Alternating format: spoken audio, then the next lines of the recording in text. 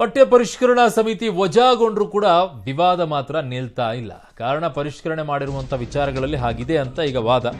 ಟಿಪ್ಪು ಆಯ್ತು, ನಾರಾಯಣ ಗುರು ಆಯ್ತು, ಕುವೆಂಪು ಆಯ್ತು, ಬಸವಣ್ಣವರು ಆಯ್ತು, ಈಗ ಅಂಬೇಡ್ಕರ್ ಅವರ ಸರದಿ. ರೋಹಿತ್ ಚಕ್ರತೀರ್ಥ ಸಮಿತಿಯಿಂದ ಅಂಬೇಡ್ಕರ್ ಅವರಿಗೆ ಅಪಮಾನ ಮಾಡಲಾಗಿದೆ ಅನ್ನುವಂಥ ಆರೋಪ ಇದೆ. ಮಹಾನ್ ವ್ಯಕ್ತಿಗಳ ವಿಚಾರದಲ್ಲಿ ಆದ ವಿವಾದವಾದರೂ ಏನು, ಅದರ ಸತ್ಯ ಮಿಥ್ಯಗಳು ಏನು?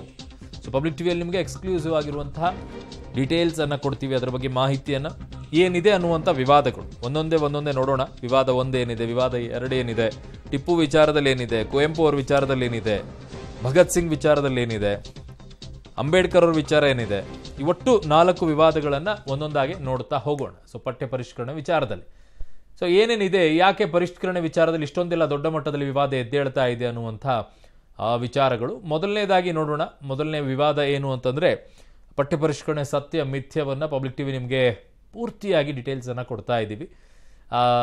ಅದ್ರ ಜೊತೆಗೆ ಇದನ್ನು ನೋಡ್ತಾ ಇದ್ದೀರಾ, ನಿಮಗೆ ಸ್ಕ್ರೀನ್ ಮೇಲೆ ಬರ್ತಾ ಇದೆ ನಿಮಗೆ ಅದೇನು ಅಂತ ಹೇಳಿ. ಅದರ ಡೀಟೇಲ್ಸನ್ನು ನಾವು ನಿಮಗೆ ಕೊಡ್ತೀವಿ. ವಿವಾದ 1, ಟಿಪ್ಪು ಪಠ್ಯ ಕೈ ಬಿಡಲಾಗಿದೆ ಅನ್ನುವಂಥ ಆರೋಪ ಇದರಲ್ಲಿ. ಬಟ್ ಇಲ್ಲ, ಅದೇನು ಅಂತಂದರೆ ಟಿಪ್ಪುವನ್ನು ಪಠ್ಯವನ್ನು ಕೈ ಬಿಟ್ಟಿಲ್ಲ, ಟಿಪ್ಪು ವೈಭವೀಕರಣಕ್ಕೆ ಕತ್ತರಿಯನ್ನು ಹಾಕಲಾಗಿದೆ. ಅದರಲ್ಲಿ ಒಂದು ವಾದ ಬರ್ತಾ ಇದ್ದಿದ್ದೇನಿತ್ತು ಅಂದರೆ, ನೀವು ಮೈಸೂರು ಒಡೆಯರು ನೀರಾವರಿ, ಮೈಸೂರಿನಲ್ಲಿ ಏನಾದರೂ ಹೆಚ್ಚಿನ ಪ್ರಮಾಣದಲ್ಲಿ ನೀರಾವರಿ ಇದೆ, ಈಗ ತುಂಬ ಚೆನ್ನಾಗಿದೆ ಅಂತಂದರೆ ಅದರ ಕೊಡುಗೆ ಒಡೆಯರವ್ರದ್ದು ಜಾಸ್ತಿ ಇದೆ, ರಾಜರದ್ದು. ಸೊ ಈಗಿರಬೇಕಾದ್ರೆ ಟಿಪ್ಪುವನ್ನು ನೀವು ಹೊಗಳ್ತೀರಾ, ಬಟ್ ರಾಜರನ್ನು ಹೊಗಳಲ್ಲ ನೀವು ಅಂತ ಇವರು ವಾದ ಇದ್ದಿದ್ದು. ಹಾಗಾಗಿ ಅಲ್ಲಿ ಹೆಚ್ಚಿನ ರೀತಿಯಲ್ಲಿ ಆ ವೈಭವೀಕರಣ ಇತ್ತಲ್ಲ ಟಿಪ್ಪುವಿಂದು, ಅದನ್ನು ಕಡಿತಗೊಳಿಸಲಾಗಿದೆ, ಪಠ್ಯವನ್ನು ಬಿಟ್ಟಿಲ್ಲ ಅಂತ. ಬರಗೂರು ಸಮಿತಿ ಮೈಸೂರು ಒಡೆಯರ್ ಪಠ್ಯವನ್ನು ಕಡಿಮೆ ಮಾಡಿ ಅಲ್ಲಿ ಟಿಪ್ಪು ಪಠ್ಯವನ್ನು ಹೆಚ್ಚು ಮಾಡಿತ್ತು. ಯಾಕೆ ಆಗಬೇಕಾಗಿತ್ತಿದು? ಕೊಡುಗೆ ಯಾರದ್ದು ಜಾಸ್ತಿ? ಮೈಸೂರು, ಹಳೆ ಮೈಸೂರು ಪ್ರಾಂತ್ಯದಲ್ಲಿ ಏನಾದರೂ ನೆನೆಸ್ಕೊಳ್ಬೇಕು ಅನ್ನೋದಾದರೆ ಡ್ಯಾಮಿಂದ ಹಿಡಿದು ಈಗ ಅದರಿಂದ ಸಾವಿರಾರು ಲಕ್ಷಾಂತರ ಕುಟುಂಬಗಳು ಊಟ ಮಾಡ್ತಾ ಇದ್ದಾರೆ, ಅದರಿಂದ ತುಂಬ ಜನರ ಜೀವನ ನಡೀತಾ ಇದೆ. ಕೊಡುಗೆ ಯಾರದ್ದು? ರಾಜಮನೆತನದ್ದು. ಅವರ ಪಠ್ಯವನ್ನು ಕಡಿಮೆ ಮಾಡಿ ಟಿಪ್ಪು ಜಾಸ್ತಿನ ಮಾಡ್ತೀರಂದರೆ ಸಹಿಸ್ಕೊಳ್ತಾರ? ಸೊ ಹಾಗಾಗಿ ಅದನ್ನು ಬದಲಾವಣೆಯನ್ನು ಮಾಡಿದ್ರು ಅಂತ ಇವರು ಹೇಳ್ತಾ ಇರೋದು. ಈಗ ಟಿಪ್ಪು ವೈಭವೀಕರಣಕ್ಕೆ ಬ್ರೇಕ್ ಹಾಕಿದರೆ ಒಡೆಯರ್ ಅವರ ಪಠ್ಯವನ್ನು ಸೇರ್ಪಡೆ ಮಾಡಲಾಗಿದೆ. ಕಡಿಮೆ ಮಾಡಿದ್ದನ್ನು ನಾವು ಇಲ್ಲಿ ಇವರನ್ನು ಜಾಸ್ತಿ ಮಾಡಿದ್ದೀವಿ, ಟಿಪ್ಪುವನ್ನು ಕಡಿಮೆ ಮಾಡಿದ್ದೀವಿ ಅಂತ ಅಷ್ಟೇ ಹೇಳಿದರೆ ಪಠ್ಯವನ್ನು ತೆಗೆದಿಲ್ಲ. ಇದು ವಿವಾದ 1. ವಿವಾದ 2 ಏನು? ಕುವೆಂಪು ಅವರ ಪಠ್ಯ ಕಡಿತ ಮತ್ತು ಅಪಮಾನದ ಆರೋಪವನ್ನು ಮಾಡಲಾಗಿತ್ತು ಕುವೆಂಪು ಅವರ ವಿಚಾರಕ್ಕೆ. ಸೊ ಟಿಪ್ಪು ಆಯ್ತು, ಈಗ ಟಿಪ್ಪುವನ್ನು ತೆಗೆದು ಹಾಕೋಣ. ಅದಾದ ನಂತರ ಕುವೆಂಪು ಅವರ ವಿಚಾರಕ್ಕೆ ಬರೋಣ. ಪಠ್ಯವನ್ನು ಕಡಿತ ಮಾಡಿ ಅಪಮಾನ ಮಾಡಿರುವಂಥ ಆರೋಪ ಇದೆ. ಏನದು? ಡಾಕ್ಟರ್ ಮುಡಂಬತ್ತಾಯ ಸಮಿತಿ ಕುವೆಂಪು ಅವರ 8 ಪಠ್ಯವನ್ನು ಇಟ್ಟಿತ್ತು. ಅದರಲ್ಲಿ ಕುವೆಂಪು ಅವರ 8 ಪಠ್ಯಗಳ ಪೈಕಿ 1 ಬರಗೂರು ಸಮಿತಿ ಕೈಬಿಟ್ಟಿತ್ತು. 8ರಲ್ಲಿ 1 ಕೈಬಿಟ್ಟು 7 ಮಾತ್ರ ಅದರಲ್ಲಿ ಸೇರಿಸ್ಕೊಂಡಿದ್ರು. ಸೊ ರೋಹಿತ್ ಚಕ್ರತೀರ್ಥ ಸಮಿತಿ ಕುವೆಂಪು ಅವರ 3 ಹೊಸ ಪಠ್ಯವನ್ನು ಸೇರ್ಪಡೆಯನ್ನು ಇದರಲ್ಲಿ ಮಾಡಿದೆ. ಬರಗೂರು ಸಮಿತಿಯಲ್ಲಿದ್ದಂಥ 7 ಪಠ್ಯವನ್ನು ರೋಹಿತ್ ಸಮಿತಿ 10 ಪಠ್ಯಕ್ಕೆ ಅದನ್ನು ಹೆಚ್ಚಿಸಿದೆ. ಹಾಗೆ ನೋಡಿದರೆ ಇಲ್ಲಿ ಕಡಿಮೆ ಮಾಡಿಲ್ಲ, ಜಾಸ್ತಿ ಮಾಡಿದ್ದಾರೆ ಕುವೆಂಪು ಅವರದ್ದು. ಆದರೂ ವಾದ ನಡೀತಾ ಇದೆ. ಯಾಕೆ? ಕಿರಿಕು ಒಂದಿಷ್ಟು. ಸೊ 7 ಪಠ್ಯವನ್ನು 10ಕ್ಕೆ ಹೆಚ್ಚಿಗೆ ಮಾಡಿದರೆ ಅದು ಕಡಿಮೆ ಆದಂಗಾಯ್ತಾ, ಜಾಸ್ತಿ ಆದಂಗಾಯ್ತಾ? ಜಾಸ್ತಿ ಆದಂಗಾಯ್ತು. ಕಡಿಮೆ ಹೆಂಗಾಯ್ತು? 4ನೇ ತರಗತಿ ಪರಿಸರ ಅಧ್ಯಯನ ವಿಚಾರದಲ್ಲಿ ಕುವೆಂಪು ಅನೇಕರ ಪ್ರೋತ್ಸಾಹದಿಂದ ಮುಂದೆ ಪ್ರಖ್ಯಾತ ಕವಿ ಅನಿಸಿಕೊಂಡ್ರು ಅಂತ ಇದೆ.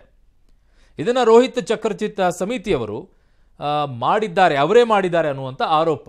ಅಂದರೆ ಅನೇಕರ ಪ್ರೋತ್ಸಾಹದಿಂದ ಮುಂದೆ ಪ್ರಖ್ಯಾತ ಕವಿ ಎನಿಸಿಕೊಂಡ್ರು ಅನ್ನುವಂಥ ಉಲ್ಲೇಖ ಏನಿದೆ, ಅದೊಂದೇ ವರ್ಡು, ಅದನ್ನು ಇವರೇ ಮಾಡಿದರು ರೋಹಿತ್ ಚಕ್ರತೀರ್ಥ ಅವರು ಅಂತ ಹೇಳಿ ಈಗ ಆರೋಪ. ಅಸಲಿಗೆ ಈ ಸಾಲುಗಳನ್ನು 2017 ಮತ್ತು 18ನೇ ಸಾಲಿನಲ್ಲಿ ಬರಗೂರು ಸಮಿತಿಯೇ ಬರೆದಿರೋದು. ಅವರೇ. ಯಾವಾಗ ಉಲ್ಲೇಖ ಆಯಿತು? ಈಗ ಇದನ್ನು ರೋಹಿತ್ ಅವರು ಮಾಡಿದ್ದಾರೆ ಅಂತ ಒಂದು ವಾದ ಇದೆ, ಈ ಸಮಿತಿ ಮಾಡಿದೆ ಅಂತೇಳಿ. ಹಾಗಿಲ್ಲ, 2017-18ರಲ್ಲೇ ಇದು ಸೇರ್ಪಡೆ ಆಗಿದೆ. ಏನು? ಕುವೆಂಪು ಅನೇಕರ ಪ್ರೋತ್ಸಾಹದಿಂದ ಮುಂದೆ ಪ್ರಖ್ಯಾತ ಕವಿ ಅನಿಸಿಕೊಂಡ್ರು ಅನ್ನುವಂಥ ಉದ್ದೇಶ. ಆ ವರ್ಡನ್ನು ಸೇರಿಸಿದ 17-18ರಲ್ಲಿ. ಅವಾಗ ರೋಹಿತ್ ಅವರು ಎಲ್ಲಿದ್ದರು? ಪಠ್ಯ ಪರಿಷ್ಕರಣೆ ಇದ್ರಲ್ಲ? ಇರಲಿಲ್ಲ. ಬರಗೂರು ಅವರಿದ್ದರು. ಅವಾಗ ಯಾಕೆ ಧ್ವನಿ ಎತ್ತಲಿಲ್ಲ ಈ ವಿಚಾರವನ್ನು? ಅಥವಾ ಅವಾಗ ಕಣ್ಣಾಡ್ಸೋಕ್ಕೆ ಟೈಮ್ ಸಿಗಲಿಲ್ವಾ, ಅಥವಾ ಪುರ್ಸತ್ ಸಿಗಲಿಲ್ವಾ? ಸುಮ್ಮನೆ ಕಿರಿಕ್ ಮಾಡಬೇಕು ವಿದ್ಯಾರ್ಥಿಗಳೇ. ಈಗ ವಿದ್ಯಾಭ್ಯಾಸಕ್ಕೆ ಕಡಿವಾಣ ಹಾಕೋ ರೀತಿಯಲ್ಲಿ ಮಾಡುವಂಥ ಕೆಲಸ, ಕಿರಿಕ್ ಮಾಡೋ ಕೆಲಸ. ಇನ್ನು ಮುಂದೆ ಅಸಲಿಗೆ ಈ ಸಾಲುಗಳಂದಾಯಿತು. ಚಕ್ರತೀರ್ಥ ಸಮಿತಿ 4ನೇ ತರಗತಿಯ ಪರಿಸರ ಅಧ್ಯಯನವನ್ನು ಪರಿಷ್ಕರಣೆ ಮಾಡಿನೇ ಇಲ್ಲ. ಹೋಗ್ಲಿ, ಅವ್ರು ಮುಟ್ಟೇ ಇಲ್ಲ. ಅವರು ಪರಿಷ್ಕರಣೆ ಮಾಡೋದಿರಲಿ, ಮುಟ್ಟೇ ಇಲ್ಲ ಅವರು. ಅದು ಹೆಂಗಿದೆ ಯಥಾವತ್ತಾಗಿ ಇಳಿಸಿದ್ದಾರೆ. ಚಕ್ರತೀರ್ಥ ಸಮಿತಿ ಪರಿಷ್ಕರಣೆ ಮಾಡಿದ್ದು 6 ಮತ್ತು 10ನೇ ತರಗತಿಯ ಕನ್ನಡ ಮತ್ತು ಸಮಾಜ ವಿಜ್ಞಾನ ಮಾತ್ರ. 6ರಿಂದ 10ನೇ ತರಗತಿಯ ಕನ್ನಡ ಮತ್ತು ಸಮಾಜ ವಿಜ್ಞಾನ ಮಾತ್ರ. ಓಕೆ, ಇನ್ನು ಭಗತ್ ಸಿಂಗ್ ಹೋಗೋಣ. ಭಗತ್ ಸಿಂಗ್ ಅಲ್ಲಿ ಏನಿದೆ? ನಾರಾಯಣ ಗುರು ಪಠ್ಯವನ್ನು ಕೈಬಿಟ್ಟಿರುವಂಥ ಆರೋಪ ಇದೆ. ಸತ್ಯ ಸಂಗತಿ ಏನು ಅಂತಂದ್ರೆ, ಭಗತ್ ಸಿಂಗ್ ಮತ್ತು ನಾರಾಯಣ ಗುರುಗಳ ಪಠ್ಯವನ್ನು ಪರಿಷ್ಕರಣೆ ಪಠ್ಯದಲ್ಲಿ ಕೈ ಬಿಟ್ಟೇ ಇಲ್ಲ. ಆದರೂ ಆರೋಪ ಮಾಡ್ತಾ ಇದ್ರೆ ಕೈ ಬಿಟ್ಟಿದ್ದೀರಾ ಅಂತ ಹೇಳಿ. ಬರಗೂರು ಸಮಿತಿಯವರು ರಾಮಕೃಷ್ಣ ಬರೆದಿರುವಂಥ ಒಂದು ಪಠ್ಯವನ್ನ ಮಾತ್ರ ಭಗತ್ ಸಿಂಗ್ ಬಗ್ಗೆ ಪಠ್ಯದಲ್ಲಿ ಅಳವಡಿಕೆಯನ್ನ ಮಾಡಿತ್ತು. ಬರಗೂರು ಸಮಿತಿಯವರು ರಾಮಕೃಷ್ಣ ಅವರು ಬರೆದಿರುವಂಥ ಒಂದು ಪಠ್ಯವನ್ನ ಮಾತ್ರ ಭಗತ್ ಸಿಂಗ್ ಬಗ್ಗೆ ಪಠ್ಯದಲ್ಲಿ ಅಳವಡಿಕೆ ಮಾಡಿತ್ತು. ಆದರೆ ಇವರೇನ್ ಮಾಡಿದ್ರು? ರೋಹಿತ್ ಚಕ್ರತೀರ್ಥ ಸಮಿತಿಯವರು ಹೆಚ್ಚುವರಿಯಾಗಿ ಚಕ್ರವರ್ತಿ ಸೂಲಿಬೆಲೆ ಬರೆದಿರುವಂಥ ಭಗತ್ ಸಿಂಗ್ ಪಠ್ಯವನ್ನ ಸೇರ್ಪಡೆಯನ್ನ ಮಾಡಿದೆ. ಹೆಚ್ಚುವರಿಯಾಗಿ ಅದನ್ನು ತೆಗೆದು ಇದನ್ನು ಹಾಕಿದ್ದಾರೆ ಅಂತಲ್ಲ, ಅದರ ಜೊತೆಗೆ ಇದನ್ನೂ ಸೇರಿಸಿದ್ದಾರೆ. ತಪ್ಪೇನಿದೆ? ಅದರಲ್ಲಿರುವಂಥ ಅಂಶ ಸತ್ಯವಾಗಿದೆಯಾ ಇಲ್ಲ ಅನ್ನೋದನ್ನು ಚರ್ಚೆ ಮಾಡಬೇಕು. ಅದು ಹಾಕಿದ್ದೇ ತಪ್ಪು ಅನ್ನುವಂಥದ್ದಾದರೆ ದಟ್ಸ್ ಅಗೇನ್. ಇನ್ನೊಂದು, 10ನೇ ತರಗತಿ ಸಮಾಜ ವಿಜ್ಞಾನದಲ್ಲಿ ಇದ್ದಂಥ ನಾರಾಯಣ ಗುರು ಪಠ್ಯವನ್ನು ಕನ್ನಡ ಭಾಷೆಗೆ ವರ್ಗಾವಣೆಯನ್ನ ಮಾಡಲಾಗಿದೆ. 10ನೇ ತರಗತಿಯ ಸಮಾಜ ವಿಜ್ಞಾನದಲ್ಲಿದ್ದ ನಾರಾಯಣ ಗುರು ಪಠ್ಯವನ್ನು ಕನ್ನಡ ಭಾಷೆಗೆ ವರ್ಗಾವಣೆಯನ್ನ ಮಾಡಲಾಗಿದೆ. 7ನೇ ತರಗತಿಯಲ್ಲಿರುವ ನಾರಾಯಣ ಗುರುಗಳ ಪಠ್ಯವನ್ನ ಹಾಗೆ ಉಳಿಸಿಕೊಳ್ಳಲಾಗಿದೆ. ಎಲ್ಲೂ ಬದಲಾವಣೆಗಳೇ ಇಲ್ವಲ್ಲ. ಹೆಚ್ಚಿಗೆ ಸೇರ್ಪಡೆ ಮಾಡಿದ್ದಕ್ಕೇನೆ ಆಬ್ಜೆಕ್ಷನ್. ಗೊತ್ತಾಗ್ತಿಲ್ಲ ಇವ್ರದ್ದು ಏನು ಅಂತ. ಇನ್ನು 4ನೆಯ ವಿವಾದ, ಅದು ಈಗ ಎದ್ದಿರುವಂಥದ್ದು. ಸಂವಿಧಾನ ಶಿಲ್ಪಿಯ ಹೆಸರು ಕೈಬಿಟ್ಟು ಅಂಬೇಡ್ಕರ್ ಅವರಿಗೆ ಅಪಮಾನವನ್ನ ಮಾಡಲಾಗಿದೆ ಅನ್ನುವಂಥ ಆರೋಪ. ಅದರಲ್ಲಿ ಏನಿದೆ ಅಂತ ನೋಡೋಣ. ಅಂಬೇಡ್ಕರ್ ಅವ್ರ ವಿಚಾರಕ್ಕೆ ಹೋಗೋಣ. ಭಗತ್ ಸಿಂಗ್ ಆಯ್ತೀಗ. ಅಂಬೇಡ್ಕರ್ ಅವರದು 2017-18ರಲ್ಲಿ ಪರಿಷ್ಕರಣೆಯನ್ನ ಮಾಡಿದ್ದ ಬರಗೂರು ಸಮಿತಿ ಉದಾತ್ತ ಚಿಂತನೆಗಳು ಪಠ್ಯದಲ್ಲಿ, ಅದರ ಹೆಸರು ಉದಾತ್ತ ಚಿಂತನೆಗಳು ಅಂದರೆ ಗಾಂಧೀಜಿ ಅಂಬೇಡ್ಕರ್ ಚಿಂತನೆಗಳನ್ನು ಕೈಬಿಟ್ಟಿತ್ತು. ಯಾವಾಗ? ಈಗಲ್ಲ, 2017-18ರಲ್ಲಿ. ಯಾರು? ಬರಗೂರು ಸಮಿತಿಯವರು ಉದಾತ್ತ ಚಿಂತನೆಗಳಲ್ಲಿ ಗಾಂಧೀಜಿ ಮತ್ತು ಅಂಬೇಡ್ಕರ್ ಚಿಂತನೆಗಳನ್ನು ಕೈಬಿಟ್ಬಿಟ್ಟಿದ್ರು. ಯಾಕೆ ಬಿಟ್ರಪ್ಪ ಅವಾಗ? ಯಾರು ಈಗ ಕೇಳ್ತಾ ಇದ್ರಲ್ಲ, ಈಗ ಅವಾಗ ಯಾಕೆ ಪ್ರಶ್ನೆ ಮಾಡಲಿಲ್ಲ? ಯಾಕೆ ಕೇಳಲಿಲ್ಲ ಬರಗೂರು ರಾಮಚಂದ್ರಪ್ಪ ಅವ್ರನ್ನ ಅವಾಗ? ಈಗ ಎಲ್ಲ ನೆನಪಾಗ್ತಾ ಇದೆ. ಓಕೆ, ರೋಹಿತ್ ಚಕ್ರತೀರ್ಥ ಸಮಿತಿ ಅದನ್ನು ಮರು ಸೇರ್ಪಡೆ ಮಾಡಿದೆ. ಓಹೋ, ಸೇರ್ಪಡೆ ಮಾಡಿದ್ದೇ ತಪ್ಪು ಅನ್ನೋ ರೀತಿಯಲ್ಲಿ ಇವ್ರದ್ದೆಲ್ಲ ಈಗ ಕಿರಿಕಿರಿ. ಮೋಸ್ಟ್ಲಿ ಈಗೆಲ್ಲ ಕಿರಿಕಿರಿ ಮಾಡ್ತಾ ಇದಾರಲ್ಲ, ಅವ್ರ ಪಠ್ಯವನ್ನು ನೋಡೇ ಇಲ್ಲ ಅಂತ ಕಾಣಿಸುತ್ತೆ. ಏನು ಬದಲಾವಣೆ ಆಗಿದೆ ಅಂತ ಗೊತ್ತಿಲ್ಲ. ಒಂದು ಕುರಿ ಮೇ ಅಂತಂದ್ರೆ ಇನ್ನೊಂದಿಷ್ಟು ಕುರಿ ಮೇ ಅಂತಿರ್ತಾವಲ್ಲ, ಹಂಗೆ ಇರಬೇಕು. ಕೆಲ ಎಡಬಿಡಂಗಿಗಳು ಇರ್ತವೆ, ಏನು ಮಾಡೋಕ್ಕಾಗಲ್ಲ. 9ನೇ ತರಗತಿ ಸಮಾಜ ವಿಜ್ಞಾನ ಪಠ್ಯದಲ್ಲಿ ನಮ್ಮ ಸಂವಿಧಾನ ಎಂಬ ಪಠ್ಯ ಇದೆ. ನಮ್ಮ ಸಂವಿಧಾನ, ಸಂವಿಧಾನ ರಚನೆ ಮಾಡಿದ ಬಳಿಕ ಸಂವಿಧಾನ ರಚನೆ ನೀಡಿದ ಕೊಡುಗೆಯನ್ನು ಆಧರಿಸಿ ಅಂಬೇಡ್ಕರ್ಗೆ ಸಂವಿಧಾನ ಶಿಲ್ಪಿ ಅಂತ ಕರೆಯಲಾಯಿತು ಅಂತ ಬರಗೂರು ಸಮಿತಿ ಮುದ್ರಣ ಮಾಡಿತ್ತು. ಈಗ ರೋಹಿತ್ ಚಕ್ರತೀರ್ಥ ಅವರು ಏನು ಮಾಡಿದ್ದಾರೆ? ಪರಿಷ್ಕರಣೆಯನ್ನ ಮಾಡಿ ಸಂವಿಧಾನ ಶಿಲ್ಪಿ ಹೆಸರನ್ನು ಉದ್ದೇಶಪೂರ್ವಕವಾಗಿ ತೆಗೆದಿದ್ದಾರೆ ಅಂತ ಅನೇಕರು ವಿರೋಧವನ್ನು ಮಾಡ್ತಾ ಇದ್ದಾರೆ. ಆದರೆ ನಮ್ಮ ಸಂವಿಧಾನ ಪಠ್ಯದಲ್ಲಿ ಸಂವಿಧಾನ ಕರಡು ಇರುವುದರಿಂದ ಈ ಪರಿಷ್ಕರಣೆ ಆಗಿದೆ ಅನ್ನೋದು ಚಕ್ರತೀರ್ಥ ಸಮಿತಿಯ ವಾದವಾಗಿದೆ. ಇದನ್ನ ಯಾಕಪ್ಪ ಕೈ ಬಿಡಬೇಕಾಗಿತ್ತು? ಈಗ ಅವ್ರು ಹೇಳುವಂಥದ್ದು ನಮ್ಮ ಸಂವಿಧಾನ ಪಠ್ಯದಲ್ಲಿ ಸಂವಿಧಾನ ಕರಡು ಇರುವುದರಿಂದ ಪರಿಷ್ಕರಣೆ ಆಗಿದೆ ಅನ್ನೋದು ಚಕ್ರತೀರ್ಥ ಅವರ ಸಮಿತಿವಾದ. ಅದೇನೇ ಇರಲಿ, ಸಂವಿಧಾನ ಶಿಲ್ಪಿ ಅಂತ ಅಂಬೇಡ್ಕರ್ನ ಕರೆದು ನಿಮಗೇನು ಕಷ್ಟ? ನಿಮಗೆ ಯಾಕೆ ಕೈ ಬಿಡಬೇಕದನ್ನು? ಉಳಿದಿದ್ದೆಲ್ಲ ನೀವು ಸೇರ್ಪಡೆ ಮಾಡಿದ್ದೀರ, ಅವೆಲ್ಲ ಓಕೆ. ಈ ಸಂವಿಧಾನ ಶಿಲ್ಪಿ ಅನ್ನುವಂಥ ವಿಚಾರದಲ್ಲಿ ನಿಮ್ದು ಏನು ಕಿರಿಕ್? ನಿಮ್ಮದು ಕರಡು ಸಂದರ್ಭದಲ್ಲಿ ಇರಲಿಲ್ಲ ಅನ್ನುವಂಥ ಅದಕ್ಕೆ ತೆಗಿಲಿಲ್ವಾ? ಏನಾಗುತ್ತೆ ಇಟ್ಟರೆ ನಿಮಗೆ? ಕರಿಯಲ್ವಾ? ನೀವು ತೆಗೆದ ತಕ್ಷಣ ಏನು ಜನ ಅನ್ನೋದು ಬಿಟ್ಬಿಡ್ತಾರಾ? ನೋ, ವಿ ಆಲ್ವೇಸ್ ಸಂವಿಧಾನ ಶಿಲ್ಪಿನೇ ಅಂಬೇಡ್ಕರ್ ಅವರು. ನೀವು ಹಾಕಿ ಬಿಡಿ, ಮಕ್ಕಳು ಓದ್ಲಿ ಬಿಡಿ, ಮಕ್ಕಳಿಗೆ ಗೊತ್ತು ಸಂವಿಧಾನ ಶಿಲ್ಪಿ ಅಂತಲೇ ಇರುತ್ತೆ. ನೀವು ಪುಸ್ತಕದಲ್ಲಿ ಹಾಕದೇ ಇದ್ರೂ ಟೀಚರ್ಸ್ಗಳು ಪಾಠ ಮಾಡೇ ಮಾಡ್ತಾರೆ, ಅದು ಸಂವಿಧಾನ ಶಿಲ್ಪಿ ಅಂತ ಕರೀತಾರೆ. ಒಂದು ಎಡವಟ್ಟು, ಉಳಿದಂಥದ್ದೆಲ್ಲವೂ ಕೂಡ ಕರೆಕ್ಟಾಗಿ ಅದು ಯಾವುದು ಬದಲಾವಣೆಯನ್ನು ಮಾಡಿಲ್ಲ, ಆದರೂ ಕಿರಿಕ್ ಮಾಡ್ತಾರೆ. ಕೆಲವರು ಬೇಕು ಅಂತಲೇ ಕಿರಿಕ್ ಮಾಡೋಂಗಿದೆ. ನಿಮ್ಮ ಕಿರಿಕ್ಗಳಿಂದಾಗಿ ವಿದ್ಯಾರ್ಥಿಗಳು ಪಾಪ ಓದೋ ಪುಸ್ತಕಗಳು ಒದ್ದಾಡ್ತಾ ಇದ್ದಾರೆ. ಈಗ ಏನು ಮಾಡ್ತೀರಾ? ಇದೇ ಕತೆ. ನನ್ನ ಸಹೋದ್ಯೋಗಿ ಶ್ರೀನಿವಾಸ್ ಅರ್ದಳ್ವೆ ನನ್ನೊಂದಿಗೆ ನೇರ ಸಂಪರ್ಕದಲ್ಲಿ. ಶ್ರೀನಿವಾಸ್, ಈಗ ಈ 4 ವಿವಾದಗಳನ್ನು ಈಗ ಸದ್ಯಕ್ಕೆ ನನಗಿರೋ ಮಾಹಿತಿ ಪ್ರಕಾರ ಈ 4 ವಿವಾದಗಳನ್ನು ನೋಡ್ತಾ ಇದ್ರೆ ಸಂವಿಧಾನ ಶಿಲ್ಪಿ ಅನ್ನುವಂಥದ್ದು ಒಂದನ್ನು ಹೊರತುಪಡಿಸಿದರೆ ಇನ್ನೆಲ್ಲವಲ್ಲೂ ಕೂಡ ಯಾವ ಕಿರಿಕಾಗುವಂಥದ್ದು ಇಲ್ವೇ ಇಲ್ಲ. ಆದರೂ ಕಿರಿಕ್ ಯಾಕೆ ಶ್ರೀನಿವಾಸ್? ಅರುಣ್, ಹೌದು.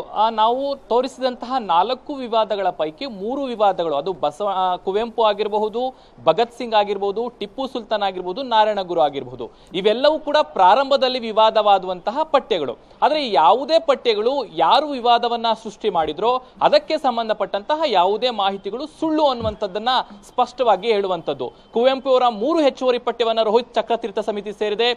ಟಿಪ್ಪು ಸುಲ್ತಾನ್ ಅವರ ಒಂದು ಪಠ್ಯದಲ್ಲಿ ಏನಿದೆ ಅದರಲ್ಲಿ ಪರಿಷ್ಕರಣೆ ಮಾಡಿರುವಂಥದ್ದು ವೈಭವೀಕರಣಕ್ಕೆ ಬ್ರೇಕ್ ಆಗಿರುವಂತದ್ದು. ಇನ್ನು ಈಗ ವಿವಾದ ಪ್ರಾರಂಭವಾಗಿರುವಂತದ್ದು ಅಂಬೇಡ್ಕರ್ ಅವರಿಗೆ ಅಪಮಾನ ಮಾಡಿದ್ದಾರೆ ಅನ್ನುವಂಥದ್ದು. ನಮ್ಮ ಸಂವಿಧಾನ ಅನ್ನುವಂತಹ ಪಠ್ಯದಲ್ಲಿ, ಅಂದ್ರೆ ನಮ್ಮ ಸಂವಿಧಾನ ಅನ್ನುವಂತಹ ಪಠ್ಯದಲ್ಲಿ ಅರುಣ್, ಸಂವಿಧಾನ ರಚನೆ ಹೇಗಾಯ್ತು, ಕರಡು ಸಮಿತಿ ಯಾವ ರೀತಿ ರಚನೆ ಆಗಿತ್ತು, ಕರಡು ಸಮಿತಿ ಯಾವ ರೀತಿಯಾಗಿ ಕೆಲಸ ಮಾಡಿತ್ತು ಅನ್ನುವಂತಹ ತಿಳಿಸುವಂತದ್ದು ಈ ಒಂದು ಪಠ್ಯದ ಸಾರಾಂಶ. ಬರ್ಗೂರು ರಾಮಚಂದ್ರಪ್ಪನವರು ಏನ್ ಪಠ್ಯ ಬರೆದಿದ್ದಾರೋ ಅದನ್ನೇ ಉಳಿಸ್ಕೊಂಡಿದ್ದಾರೆ. ರೋಹಿತ್ ಚಕ್ರತೀರ್ಥ ಸಮಿತಿ ಕೆಲವೊಂದು ಮಾಡಿಫಿಕೇಶನ್ ಮಾಡಿದ್ದಾರೆ. ಆ ಬರ್ಗೂರು ರಾಮಚಂದ್ರಪ್ಪ ಅವರು ಆ ಕರಡು ಸಮಿತಿಯನ್ನ ಆದ್ಮೇಲೆ ಆ ಸಂವಿಧಾನ ಕೊಟ್ಟ ಮೇಲೆ ಅಂಬೇಡ್ಕರ್ ಅವರಿಗೆ ಸಂವಿಧಾನ ಶಿಲ್ಪಿ ಎಂದು ಕರೆಯಲಾಯಿತು ಅನ್ನುವಂತಹ ಒಂದು ವಾಕ್ಯವನ್ನ ಸೇರಿಸಿದ್ದಾರೆ. ಅದನ್ನ ರೋಹಿತ್ ಚಕ್ರತೀರ್ಥ ಸಮಿತಿ ಆ ಸಂವಿಧಾನ ಶಿಲ್ಪಿ ಅನ್ನುವಂತಹ ಏನು ಕೊಡುಗೆ ಕೊಟ್ಟಂತಹ ಹಿನ್ನೆಲೆಯಲ್ಲಿ ಸಂವಿಧಾನ ಶಿಲ್ಪಿ ಅನ್ನುವಂತಹ ಹೆಸರನ್ನು ಏನ್ ಕೊಟ್ಟಿದ್ರು, ಆ ಒಂದು ಸಂವಿಧಾನ ಶಿಲ್ಪಿ ಅನ್ನುವಂತಹ ಪದವನ್ನ ಮಾತ್ರ ಈಗ ಕೈ ಬಿಟ್ಟಿದ್ದಾರೆ. ಸದ್ಯ ವಿವಾದಕ್ಕೆ ಕಾರಣವಾಗಿರುವಂತದ್ದೇ ಇಲ್ಲೇ, ಯಾಕೆ ಸಂವಿಧಾನ ಶಿಲ್ಪಿ ಅನ್ನುವಂತಹ ಪದವನ್ನ ಕೈ ಬಿಟ್ರು ಅಂತ. ಆದ್ರೆ ಸಮಿತಿಯವರು ಹೇಳ್ತಿರುವಂತದ್ದು ಆ ಅಂಬೇಡ್ಕರ್ ಅವರ ಬಗ್ಗೆ ಇರುವಂತಹ ಪಠ್ಯ ಅಲ್ಲ, ಅದು ಕರಡು ಯಾವ ರೀತಿ ರಚನೆ ಆಯ್ತು, ಯಾರೆಲ್ಲ ಕೆಲಸ ಮಾಡಿದ್ರು, ಹೇಗೆ ಇತ್ತು ಕರಡು ಸಮಿತಿ ಅನ್ನುವಂಥದ್ದನ್ನ ಹೇಳ್ತಾ ಇದ್ದೀವಿ. ಆ ಹಿನ್ನೆಲೆಯಲ್ಲಿ ಅದನ್ನ ಪರಿಷ್ಕರಣೆ ಮಾಡಿದೀವಿ ಅನ್ನುವಂತ ಮಾತುಗಳನ್ನು ಹೇಳ್ತಿದ್ದಾರೆ. ಆದ್ರೆ ಎಲ್ಲೊಂದ್ ಕಡೆ ಈಗ ಅದೇ ವಿವಾದ ಆಗ್ತಿರುವಂತದ್ದು ಸಂವಿಧಾನ ಶಿಲ್ಪಿ ಅನ್ನುವಂತ ಪದ ಇರಬೇಕು ಅನ್ನುವಂಥದ್ದು. ಹೀಗಾಗಿ ಈಗ ಸಿಎಂ ಅವರು ಕೂಡ ಮಾತನಾಡಿದ್ದಾರೆ, ಮತ್ತೆ ಶಿಕ್ಷಣ ಸಚಿವರು ಹೇಳಿದ್ದಾರೆ, ಯಾವುದಾದ್ರೂ ಲೋಪಗಳಿದ್ರೆ ಅದನ್ನ ನಾವು ಪರಿಷ್ಕರಣೆ ಮಾಡ್ಲಿಕ್ಕೆ ಸಿದ್ಧ ಅನ್ನುವಂಥದ್ದು. ಹಾಗಾಗಿ ಈ ವಿವಾದ ಇನ್ನು ಮುಂದುವರಿಯುತ್ತಾ ಅನ್ನುವಂಥದ್ದನ್ನ ನೋಡ್ಬೇಕಾಗತ್ತೆ. ಅರುಣ್. ಓಕೆ ಶ್ರೀನಿವಾಸ್ ಅವರೇ, ಧನ್ಯವಾದಗಳು ನಿಮ್ಮೆಲ್ಲ ಮಾಹಿತಿಗೆ. ಸೊ ಮಹಾನ್ ವ್ಯಕ್ತಿಗಳ ವಿಚಾರದಲ್ಲಿ ಆದಂಥ ವಿವಾದ ಏನು ಅಂತೇಳಿ, ಇನ್ನು ಅನೇಕ ವಿಚಾರಗಳು ಕೂಡ ವಿವಾದಗಳು ಕೂಡ ಇದರಲ್ಲಿದೆ. ಪಠ್ಯ ಪರಿಷ್ಕರಣೆ ವಿವಾದ, ಪಬ್ಲಿಕ್ ಟಿವಿ ವರದಿ ಬಳಿಕ ಈಗ ಸರ್ಕಾರ ಎಚ್ಚೆತ್ತುಕೊಂಡಿದೆ. ಶಾಲಾ ಪಠ್ಯದಲ್ಲಿ ಸಮಸ್ಯೆಗಳಿದ್ರೆ ಪರಿಷ್ಕರಣೆಯನ್ನ ಮಾಡಲಾಗುತ್ತೆ. ಸೊ ಮತ್ತೆ ಪಠ್ಯ ಮುದ್ರಣವನ್ನ ಮಾಡ್ತೀವಿ ಅಂತ ಹೇಳಿದ್ದಾರೆ. ಮುದ್ರಣ ಮಾಡ್ತೀರಾ, ದುಡ್ಡೇನಾಗಬೇಕಾಗಿದೆ, ನಿಮ್ದೇನಾಗಬೇಕಾಗಿದೆ, ದುಡ್ಡು ಜನ ಕೊಡುವಂತ ದುಡ್ಡು, ನಿಮ್ಗೆ ಇಷ್ಟ ಬಂದಾಗ ಮಾಡ್ಕೊಂಡು ಹೋಗಿ. ಸಿದ್ದರಾಮಯ್ಯ ಅವರು ಎಲ್ಲದರಲ್ಲೂ ರಾಜಕಾರಣ ಮಾಡ್ತಾ ಇದ್ದಾರೆ. ಪಟ್ಟಿ ಪರಿಷ್ಕರಣಾ ಸಮಿತಿ ಇದು ಮೊದಲೇ ಬಾರಿ ಅಲ್ಲ, ರಾಜ್ಯದಲ್ಲಿ ಹಲವಾರು ಬಾರಿ ಬಂದಿದೆ, ಹಲವಾರು ಬಾರಿ ಬದಲಾವಣೆ ಆಗಿದೆ. ಬದಲಾವಣೆ ಆದಾಗ ಸ್ವಲ್ಪ ಹೆಚ್ಚು ಕಮ್ಮಿ ಅವ್ರ ಕಾಲದಲ್ಲೂ ಆಗಿದೆ. ಈಗ ಕೆಲವು ಆಕ್ಷೇಪ ಏನು ಎತ್ತಿದ್ದಾರೆ, ಅವ್ರ ಕಾಲದಲ್ಲಿ ಆಗಿರುವಂಥದ್ದು ಇದೆ. ಅವಾಗಿನವರು ಪಠ್ಯ ಪುಸ್ತಕ ಪರೀಕ್ಷೆನ ಹಿಂತಕೊಂಡ್ರ ಸುಮ್ಮನೆ ಗೊಂದಲ ಸೃಷ್ಟಿ